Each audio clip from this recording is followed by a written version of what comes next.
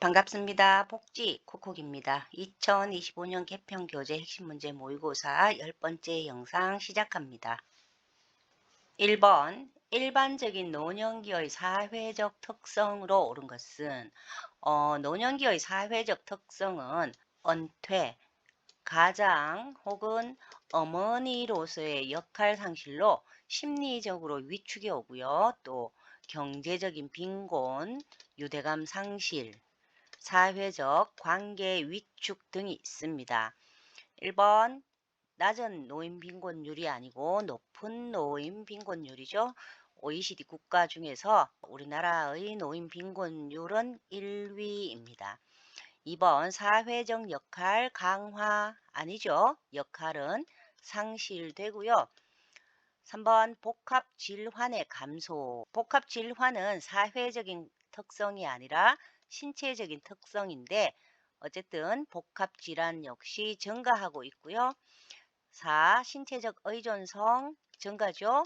이것은 심리적 특성에 해당합니다. 5. 사회적 관계 위축 정답이죠. 정답 5번 사회적 관계 위축입니다.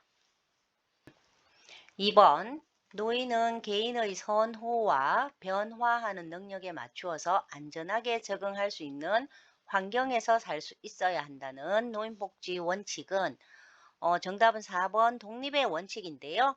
독립의 원칙 키워드는 소득, 또 일, 직장, 교육, 개인 선호, 개인이 선호하는 곳에 또 가정 등이 있습니다. 정답 4번 독립의 원칙입니다. 3번 다음은 시설 생활노인의 어떤 권리가 보호되고 있지 않은가? 와상 상태로 거동이 매우 불편한 이시 할아버지의 유일한 낙은 자녀들과 얘기를 나누는 일이다. 그러나 휴대전화가 없고 방에는 별도의 전화가 없어서 자녀 방문 시간 외에는 늘 외롭게 지내고 있다. 입소 노인이 원할 때 정보통신기기 사용, 또 우편물 수 발신에 제한이 없어야 하는 권리는 2번 사생활과 비밀 보장에 대한 권리로 생활 단계에서 주어져야 하는 권리입니다. 정답 2번입니다. 4번 요양보호사가 대상자를 체위 변경시킬 때 대상자가 요양보호사의 몸을 쓰다듬는 경우에는 성폭력 문제에 해당하죠. 이럴 때는 성폭력이 나타나면 요양보호사는 감정적인 대응을 삼가해야 하고요. 단호히 거부 의사를 표현합니다. 그리고 이 모든 피해 사실에 대해서 기관의 담당자에게 보고해서 적절한 조치를 취하게 해야 하고요.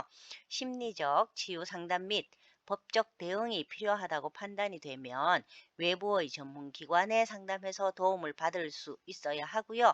마지막으로 평소에는 성폭력에 대한 충분한 예비 지식과 대처 방안을 숙지할 것 등이 요양보호사의 대처 방법입니다. 정답 5번 단호하게 거부 의사를 표현한다입니다. 5번 위벽의 점막뿐만 아니라 근육층까지 손상이 있는 위장병은 1. 위염은 명치의 통증이라든가 또 트림, 구토 증상이 있죠. 2번 위궤양 정답이네요. 스트레스나 잘못된 식습관 등 다양한 원인에 의해서 발생하고요. 속쓰림, 소화불량, 새벽 한두 시의 속쓰림과 상복부 불편감, 그리고 심하면 위출혈, 위천공, 위협착이 나타날 수 있는 것이 위궤양입니다. 3번 위암은 암세포가 위장의 근육까지는 침범하지 않은 상태로 수술 시 완전 회복이 가능한 상태를 말하고요. 조기 위암은 약 80% 이상 특별한 증상이 없이 우연히 발견되는 경우가 많다고 합니다. 4. 설사는 변 속의 수분량이 증가해서 물 같은 대변을 보는 상태를 말하고요. 변비란 변을 보는 횟수가 일주일에 2, 3회 이하인 경우를 말합니다. 정답 2번 위궤양입니다. 6번 소뇌가 손상된 뇌졸중 대상자에게 나타날 수 있는 증상으로 옳은 것은 뇌졸중 후유증은 반신 혹은 전신마비 또 반신감각장애, 언어장애, 두통 및 구토, 의식장애, 어지럼증, 운동실조증, 시각 및 삼킴장애, 치매 등이 있을 수 있는데요. 이 중에서 이 소뇌가 손상이 되면 메스껍고 토하는 증상과 함께 몸의 불균형을 보여서 어지럼증이나 운동실조증을 경험할 수 있습니다. 손해가 손상이 되면 어지럼증 그리고 운동실조증을 꼭 기억하셔야 합니다. 그래서 정답 2번 어지럼증, 균형감 상실이 정답이겠습니다. 7번 잠들기 어려운 대상자의 수면을 돕는 방법으로 옳은 것은 1. 규칙적이고 적절한 양의 운동 권장 정답이네요. 2. 취침 전 집중하는 일거리 제공 안 되죠. 취침 전에는 지나치게 집중하는 일을 하게 해서는 안 됩니다. 3번 취침 전 따뜻한 홍차 제공 아니죠. 취침 전에는 검주, 검연, 커피 등 카페인이 함유된 음료를 제공하셔서는 안 되는데 홍차에도 카페인 성분이 포함되어 있습니다. 4. 많은 양의 저녁 식사 제공 역시 안 되는데요. 저녁에는 과식을 하지 않도록 해야 합니다. 5. 충분한 휴식과 낮잠 권장. 수면 장애가 있는 대상자에게는 낮잠은 가능하면 삼가하도록 합니다. 정답 1번. 규칙적이고 적절한 양의 운동을 권장합니다. 8번 대상자의 말을 경청하기 위한 방법으로 옳은 것은 1. 의견이 다르더라도 일단 수용한다. 정답이죠. 2. 충분히 듣지 않은 상태에서 조언 안 됩니다. 상대방의 말을 가로채거나 이야기를 가로막아서는 안 되죠. 3번 대상자의 말을 나의 경험에 맞추는 것 역시 아니고요. 4번 대상자의 표정을 보고 짐작하는 것 안 되죠. 5. 대상자의 편의를 위해 미리 대답 준비하는 것 역시 아닙니다. 정답 1번. 의견이 다르더라도 일단 수용한다입니다. 9번 제가급여 전자관리 시스템의 업무 절차로 옳은 것은 RFID라고도 하죠. 기관에서는 대상자와 계약이 체결이 되면 가장 먼저 이 제가급여 전자관리 시스템에 등록을 해야 하는데요. 이 시스템을 사용하기 위해서는 국민건강보험공단에 가장 먼저 태그 신청을 하고 공단에서 승인을 해주면 공단으로 찾아가서 대상자 댁에 부착을 하게 됩니다. 그런 후에 롱텀이라는 공단 전산을 통해서 사용을 하겠다는 등록을 하고요. 이후 요양보호사의 핸드폰에 스마트 장기 요양 앱을 설치합니다. 앱이 설치되면 요양보호사는 자신이 제공한 급여 내용을 전송을 하고요. 이를 통해서 기관에서는 한 달간의 기록을 공단에 청구하고 나면 공단에서는 1월 심사해서 급여를 지급하는 그러한 절차를 거칩니다. 그래서 정답은 4번 다, 라, 마, 가, 나입니다. 10번 대상자가 식사할 때 자꾸 사례가 걸려요 라고 할 때 대처 방법으로 옳은 것은 1. 음식을 먹을 때 질문을 하지 않는다. 정답이죠.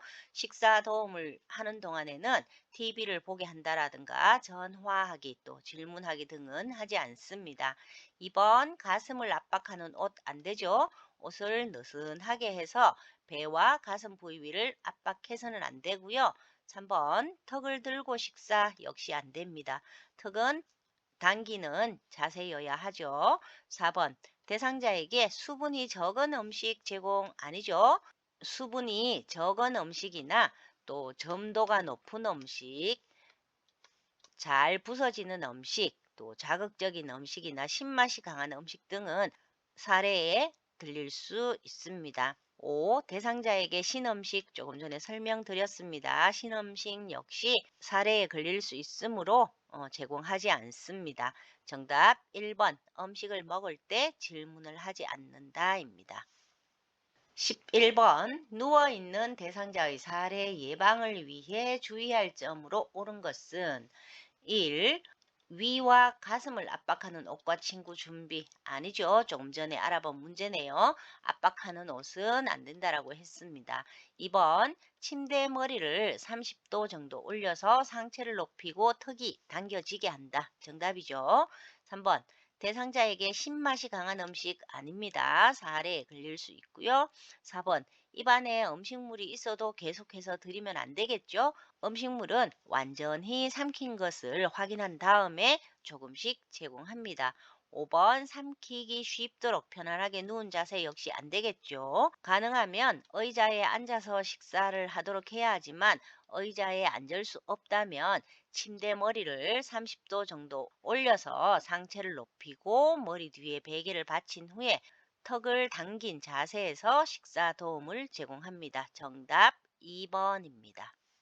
12번 65에서 74세 여성의 저녁 권장 식단으로 옳은 것은 그냥 외워야 되는 문제라고 지난번에 말씀드렸는데요. 1번 흑미밥, 버섯 고추장국, 두부구이, 쑥갓나물, 배추김치. 흑미밥만 보면 65에서 74세 여성의 저녁 권장 식단이라는 걸 알고 계셔야 됩니다. 정답이고요. 2번 현미밥, 또 무청 된장국, 오징어 볶음, 참나물 새콤 무침, 백김치는 65에서 74세 여성의 아침 권장 식단이고요. 3번 잡곡밥, 소고기 묵국, 달걀말이, 고구마 줄기 무침, 또 배추 김치는 65세에서 74세 남성의 아침 권장 식단입니다. 4. 쌀밥, 두부된장국, 닭갈비, 시금치나물, 도라지 생채, 배추, 김치는 65에서 74세 남성의 저녁 권장 식단이고요. 5번 참치김치 덮밥, 콩나물국, 느타리 버섯 볶음, 나박김치, 파인애플은 65에서 74세 남성의 점심 권장 식단인데 이 권장 식단에 대해서는 내용도 많고 비슷해서 모두 외우기가 힘이 들기 때문에 이 표를 외워 두시면 좋겠습니다. 13번 치매 대상자의 일상생활 돕기 기본 원칙으로 옳은 것은 1. 습관적으로 해오던 일들을 자제시켜서는 안 되겠죠. 치매에 걸렸더라도 습관적으로 해오던 일들은 할 수 있기 때문에 자제시키면 안 되고 남아있는 기능을 최대한 살리기 위해서라도 스스로 할 수 있는 일은 스스로 할 수 있도록 합니다. 2번 치매가 있다고 모든 것을 못하는 것은 아니라고 안내한다. 정답이죠. 3번 대상자에게 자유로운 생활을 하게 해서는 안 되겠죠. 치매 대상자에게는 규칙적인 생활을 하도록 하기 위해서 대상자에게 맞는 일정을 만들어 드립니다. 규칙적인 생활을 해야지만 치매 대상자의 혼란을 경감시키고요. 정신적 안정에도 도움이 됩니다. 4번 대상자의 환경을 자주 바꾸면 안 되겠죠. 진압력이나 기억력 저하 등의 증상을 겪기 때문에 가능하면 환경을 바꾸지 않고 대상자의 생활 자체를 소중히 여기는 존중이 필요합니다. 5번 정면에서 야단치거나 부정 아니죠. 치매 대상자를 따뜻하게 응대하고 존중하기 위해서는 정면에서 야단치거나 부정하거나 또 무시하시면 안 되겠습니다. 정답 2번입니다.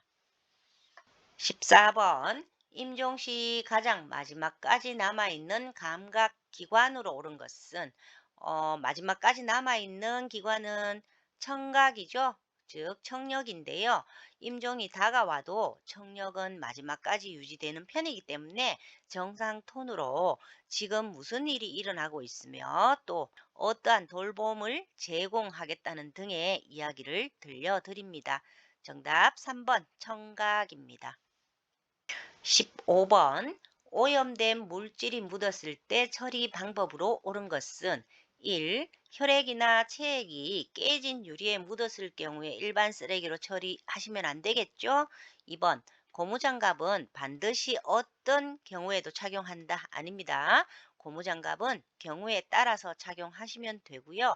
3번 혈액이나 체액이 바닥에 쏟아졌을 경우에 표백제와 물을 1대9로 혼합하여 신속히 닦아낸다. 정답입니다.